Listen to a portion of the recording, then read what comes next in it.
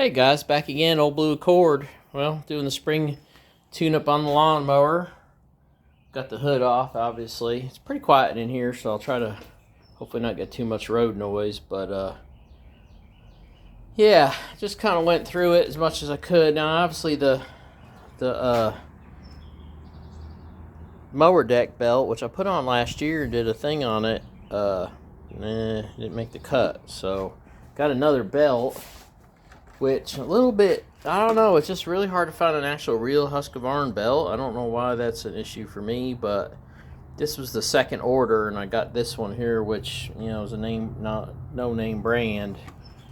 So I went ahead and stuck that on, and it was, I don't think it was $50, but I don't even know, I've never heard of this brand, but yeah. And then I didn't know that Briggs and Stratton had gone Chapter 11 back in 2020, so that's probably why I had a little trouble getting some parts, especially during COVID and everything. But I went ahead and did the tune-up kit, and as you can tell, air filter's nasty, and I have the pre-filter on it, but went ahead and changed that. Plugs, yeah, plugs were, I mean, pretty, never gonna want to focus on what you want to focus on. There you go, pretty rich, and they smell like fuel, even though I had run it just a few times. Now I haven't run it full speed and mowed yet because the valve cover gaskets were leaking, and I think we talked about that. So I kind of didn't really have trouble getting the gaskets. I had trouble finding the model numbers, and it was weird that you get online and they don't tell you that it's right on the valve cover, stamped right there. So if you're looking for if you have an Intech V-twin 23 horsepower, 725 cc, and now I think they're rated like maybe 25 horsepower or 24. So your numbers are right there. They keep talking about a metal tag on the motor someplace. I didn't see a metal tag. Once I cleaned all the grease off of this one, it's pretty obvious. And then I did the valve cover gaskets, and the gaskets weren't that bad. You know, this one kinda, I chipped it getting it off, but then this other one, I mean, it's just not that bad. I don't know why they were leaking. I guess they just lost their compression. The little shop I go to, he said that they every couple of years you got to change them, and I hadn't changed them. This is the first time. So, all right. So, yeah, new plugs, new valve cover gasket, new drive, new deck belt. Battery's the same. Probably needs a top off. I'm going to let these valve covers, I mean, I'm ready to mow, but I want to let these valve covers go overnight and dry. I don't really like using Permatex, but like I said. And then the valve lash was weird. I went ahead and did the valve lash, and it's pretty much standard if you're used to lashing valves. But I couldn't really figure out the size, and then every time I looked it up, it was like a different number someplace. And if you try to get it on Briggs or get the PDF, you know, of the valve lash per motor or whatever, it's like you got to pay for it or some kind of damn nonsense with the internet. And I was just like, I don't mind getting a book for this, but I couldn't find a book for it. So I know there's one out there. It's just ridiculous after weeks and weeks. You got to still play around with this. And then, of course, I went to grease. I bought this mower specifically for, it's got greasable spindles. You can see right there. So all three spindles are greasable. And after all this time, you know, I checked every bearing in there again, so I don't know what's chewing the belt up. I think it was a misalignment deal. I broke this, I think we talked about this. I broke this rod, and you can see it's wrong. I've got it mounted still incorrectly, or I'm missing something right here. But I broke this rod, and I re-welded it about 2 years ago. I slammed into something like a stump or something, and this just snapped right off at the pin. But I'm missing this acorn nut setup. So, and I had it one way, and then I think I kind of changed my mind how I liked it. Let's see if I can get in there. It's that acorn, I call it the acorn nut setup. But that probably helps preload the belt a little bit, so maybe that's part of the problem. Although when I look at this deck, it doesn't really move back and forth, so I don't know. I need to get that rod, and that's kind of like confusing too.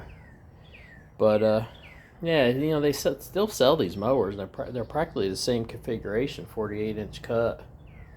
Kind of crazy, but the only thing I really added modified to is the drain for the oil was way back in. So I added this extension pipe to make it so it'll drain down. Otherwise it just drained all over the frame, and you can tell there's like oil everywhere.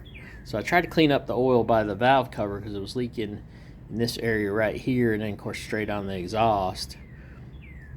And I'm going to run it without the lid on it and just make sure tomorrow,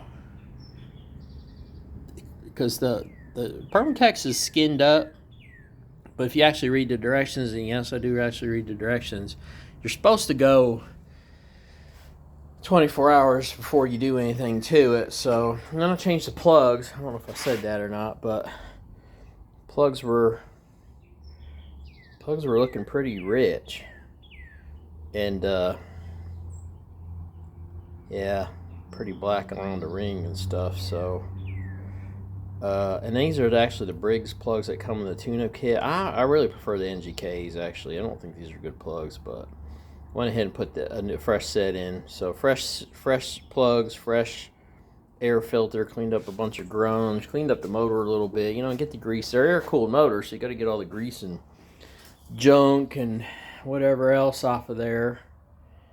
And yeah, so tomorrow's the big day, but of course it's going to rain, so it'll probably be a few days. And my lawn is high, so I really need to get fired up on all that. I'm going to probably top off the battery. It got a little bit of a hard crank once in a while. I think you guys have noticed that.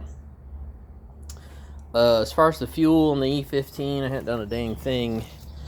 I should probably freshen the fuel up. And then actually, I used my fuel filter last year, so I didn't change the oil or anything. I need to do that.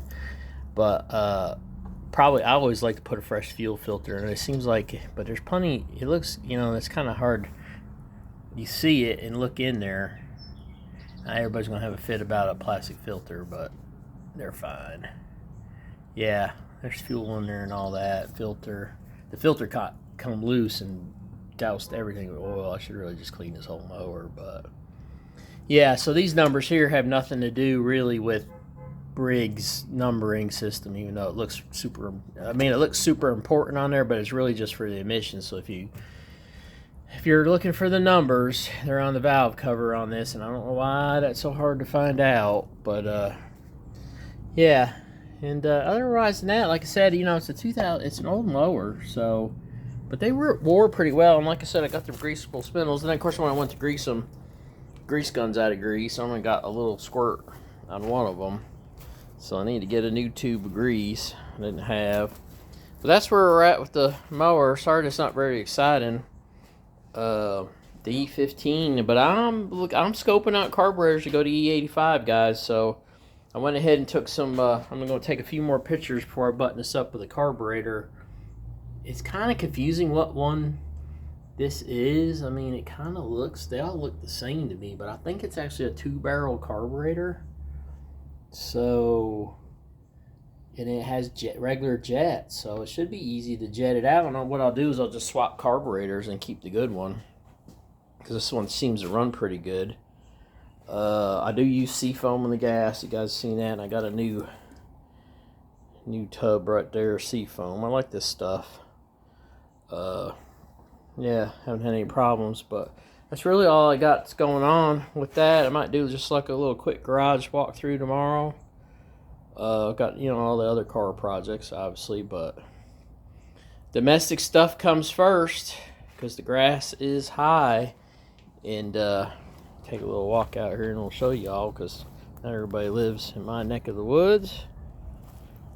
But let's look over here. It's really bad right here. I've got like a drain right there, so there's plenty of water.